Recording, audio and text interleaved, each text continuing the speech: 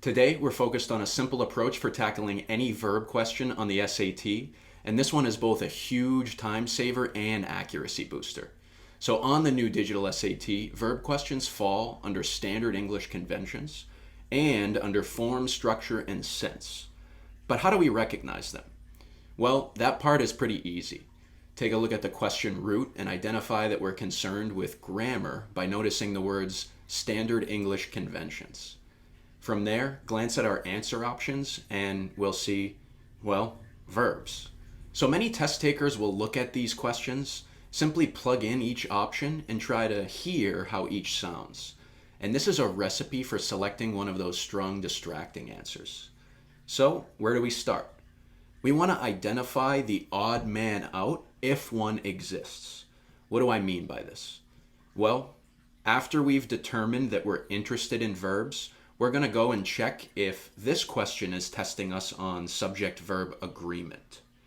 If the subject is singular, we can replace it with it. And if the subject is plural, we can replace it with they. So let's see this first step in action. So I'll immediately start by reaching to my answer options and determining if they work for both it and or they. So starting with A, we have occurs. It occurs works here, but they occurs does not. So A will be it. For option B, I have occurred, and it have occurred does not work here, but they have occurred does work here. For option C, I have it occur and they occur. Only they occur works in this case. For option D, I have are occurring, it are occurring, or they are occurring. Only they works for option D. So what do I notice here? I do in fact have an odd man out. That odd man out is A, and that means that A is my answer. This example, the passage is quite short, but some of these examples are going to have quite long passages that are quite hard to dissect, and this is going to save us a boatload of time because I don't even need to look at that excerpt. Let's take a look at another example. Okay, so I see that I'm in the realm of standard English conventions. I take a look at my answer options, and what do I notice? They're all verbs. So I'm going to start by seeing if there's an odd man out. For option A, we have it fascinate or they fascinate. Only they works for option A. For option B, we have has fascinated, it has fascinated, or they has fascinated. Only it works for option B. For option C, we have fascinates, it fascinates, or they fascinates. Only it works for option C. And option D is fascinating, it is fascinating, and or they is fascinating. And only it works for that option. So A is once again the odd man out here. And I also just want to point out the difficulty for this particular question. It's tagged as hard, and we didn't even need to read the excerpt. All we did was determine, is there an odd man out as it relates to subject-verb agreement? Now, not every verb question on the digital SAT is going to test us on subject-verb agreement. How are we going to know which ones aren't? Well, those are the ones where we're not going to have an odd man out. Let's take a look at a couple of examples which are going to indicate that we're not concerned with subject-verb agreement, but are instead concerned with verb tense. It had survived, or they had survived. So both work for option A, and immediately I do not have an odd man out. So what does that mean? I'm no longer concerned with subject-verb agreement, but I'm concerned with verb tense. So what I'm going to do here is read everything, place it into context, and determine which tense I should be expressing. Like other amphibians, the wood frog is unable to generate its own heat. So during periods of sub-freezing temperatures, it blank by producing large amounts of glucose, a sugar that helps prevent damaging ice from forming inside its cells. So let's take a look at option A here. Had survived. It had survived by producing large amounts of glucose. Doesn't indicate that the wood frog regularly survives these sub-freezing temperatures. So option A is out.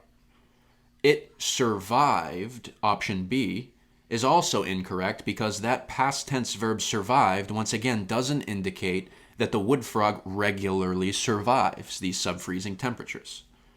Choice C would be would survive, and that's a conditional verb indicating that if X were to occur, then Y would happen, right? And that doesn't indicate that the wood frog regularly survives sub-freezing temperatures. The only one that does in this case would be D, which is the present tense verb survives, and that correctly indicates that this is an ongoing action or event. For facts, habits, or events such as this one here, we want to use or express the present tense. Okay, so far so good. Let's take a look at a hard example. Once again, we see that we're in the realm of standard English conventions, and all of the options that are provided to me are verbs. So what am I going to do to start? I'm going to see if there's an odd man out. It have positioned or they have positioned. Only they works for option A. It positioning or they positioning. Theoretically, option B rules out the odd man out and tells me that this question is surrounding verb tense, not subject-verb agreement. So what am I going to do? Take a look at the passage and determine which tense I should be expressing. Looking at this one, I immediately notice this M- sandwich that I'm going to ignore for now, and we're going to see how much easier it is to identify the correct tense when I get rid of this and turn down all that noise. Several advantages blank acoustic waves as a promising alternative to electric waves. Several advantages have positioned acoustic waves as a promising alternative to electric waves for transmitting data on computer chips. So far, I'm happy with how A is positioned. No pun intended. Taking a look at option B. Several advantages positioning acoustic waves as a promising alternatives to electric waves for transforming data on computer chips.